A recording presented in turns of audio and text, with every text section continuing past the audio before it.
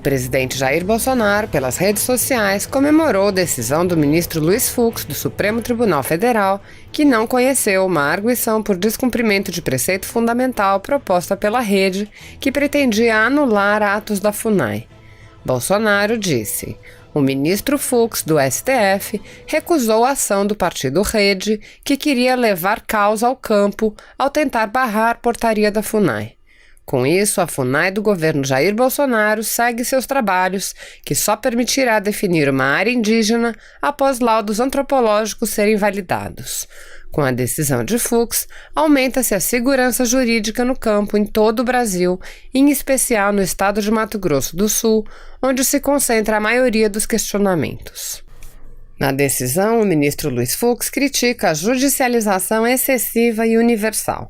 O ministro cita decisões anteriores da Corte para explicar que a ação por descumprimento de preceito fundamental não serve para substituir outras ações nos tribunais adequados. Fux cita trecho de um artigo do ministro Luiz Roberto Barroso que diz: o sistema brasileiro de controle concentrado de constitucionalidade não se destina a absorver toda e qualquer discussão subjetiva envolvendo questões constitucionais. Por tal razão, os jurisdicionados não detêm a expectativa legítima de ver todas as suas disputas apreciadas pelo STF em sede de uma ação abstrata. Para conhecer as lides e dar-lhes solução, existe um complexo sistema orgânico e processual que, eventualmente, poderá até mesmo chegar ao STF, pelas vias recursais próprias de natureza subjetiva. Nesse contexto, portanto, a ADPF não é uma ação abstrata subsidiária, no sentido de que seria cabível sempre que a ação direta de inconstitucionalidade ou a ação declaratória de constitucionalidade não o fossem. Como explicitado acima, a subsidiariedade significa apenas que não caberá à ADPF se outro meio idôneo capaz de sanar a lesividade estiver disponível, não podendo ser extraída da regra da subsidiariedade a conclusão de que seria possível o ajuizamento de ADPF sempre que não coubesse a DIN ou ADC. Fux explica ainda que a ação da rede visava anular um ato administrativo infralegal, o que poderia ser feito por outros meios. O ministro diz: dessa forma, não é possível afastar a cláusula de subsidiariedade, sob pena de, expandindo indevidamente o escopo de admissibilidade da arguição de descumprimento de preceito fundamental, banalizar a própria ação constitucional e obstaculizar o controle de constitucionalidade exercido pelos tribunais inferiores.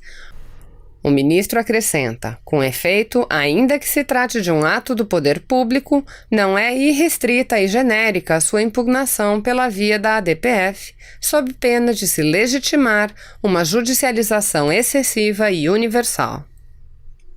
Segundo a última atualização do Ministério da Saúde, o Brasil tem mais de 48 mil pessoas recuperadas da Covid-19 entre os cerca de 114 mil infectados. Considerando todas as pessoas que contraem o coronavírus, a maioria se recupera.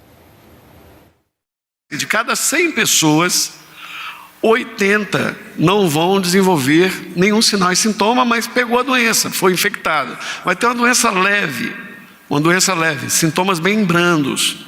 20 vão precisar de algum tipo de atendimento mais especializado, internação, vão ficar.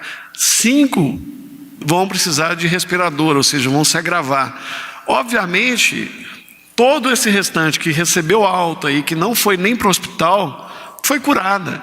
Então, o número de curados é imensamente maior do que o número de pessoas que evoluem para caso grave. E o Ministério da Saúde enviou no último fim de semana mais 100 respiradores para o Amapá, Ceará, Paraíba e Pernambuco. Com isso, chega a 487 o número de equipamentos distribuídos para ajudar no tratamento de pacientes graves da Covid-19. Termina esta semana a segunda fase da campanha de vacinação contra a gripe. O repórter Igor Santos tem os detalhes. Restam apenas 2 dias para o fim da segunda fase da campanha de vacinação contra a gripe. e muita gente ainda não se vacinou. Segundo o Ministério da Saúde, até agora, 5.600.000 pessoas tomaram a dose, o que representa 36% do total esperado. Essa fase é voltada para 7 grupos. Entre eles estão os motoristas e cobradores de transportes coletivos, caminhoneiros e portuários. Profissionais que estão sempre em trânsito e, por conta disso, tem se mostrado o grupo com menor adesão. Foram 467.000 doses aplicadas até agora, de uma expectativa de 2.600.000 vacinas.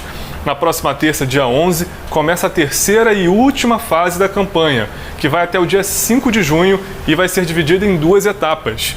A primeira delas vai focar nas pessoas com deficiência, crianças de 6 meses a 6 anos de idade, gestantes e mães que deram à luz no intervalo de 45 dias. A meta da campanha é vacinar 90% do público.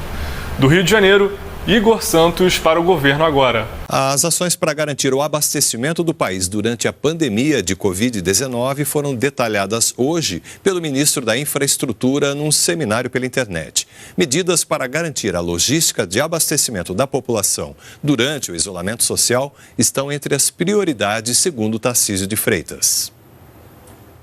Não adianta deixar o comércio fechado e manter, por exemplo, o supermercado aberto se a carga, se o produto não chegar no supermercado.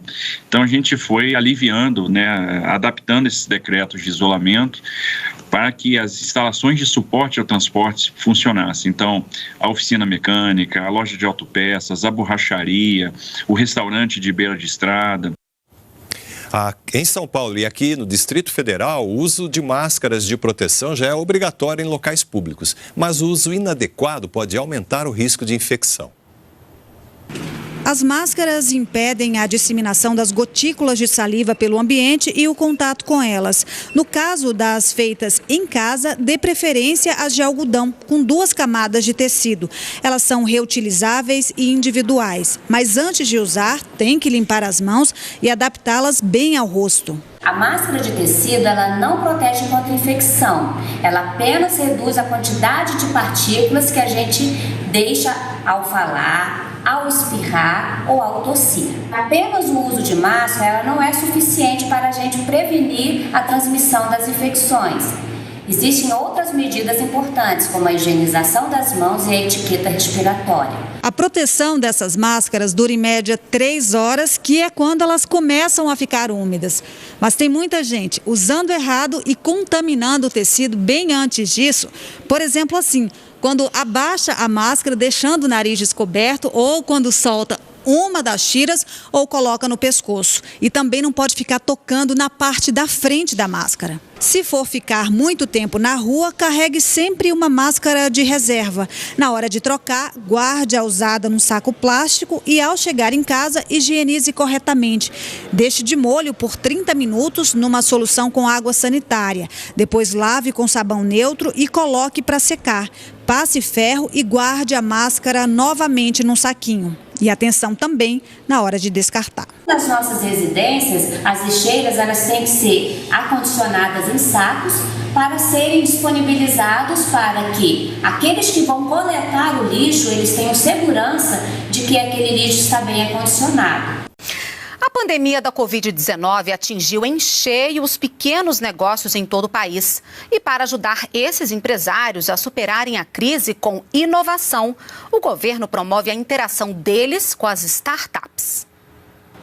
Para ajudar micro e pequenos empresários a não fecharem as portas, a ideia é apostar em inovação, com a ajuda das startups. O Ministério da Economia, por meio do Inovativa Brasil, fez um mapeamento das startups com soluções ligadas à Covid-19. Foram identificadas mais de 700 alternativas envolvendo saúde, gestão e educação à distância. Agora estão sendo promovidos encontros virtuais entre as startups e os futuros clientes, para encontrar as melhores saídas. A gente agora começou a realizar as apresentações ligadas a soluções para micro e pequenas empresas. Então, realizamos já um ligado a vendas online e também a delivery e logística. Mas nas próximas semanas vamos realizar demo days ligadas à área de finanças, gestão de pessoas, gestão de fornecedores, entre outros. Nelson Suaer é sócio fundador da Handover, uma plataforma de armários inteligentes. Com pouco contato físico com o produto, o risco de contaminação na entrega é bem reduzido. Hoje nós somos procurados por micro e pequenas empresas que buscam soluções inteligentes para reduzir o custo das suas entregas e ter mais capilaridade, ou seja, mais presença nos grandes centros das cidades. Solução para a empresa de Leonardo Lorentes, que trabalha com entrega de documentos, produtos e alimentos. A possibilidade de utilizar armários que possam ser abertos tanto pelo biker, utilizando um QR Code, quanto à distância via web, nos ajuda muito a estar em todos os pontos da cidade. Para participar da iniciativa, basta se cadastrar no site do Inovativa Brasil. Os encontros virtuais vão acontecer até o final de maio. Se você apoia Jair Bolsonaro, curta este vídeo, manifeste a sua opinião e compartilhe para que a vontade do povo brasileiro seja conhecida.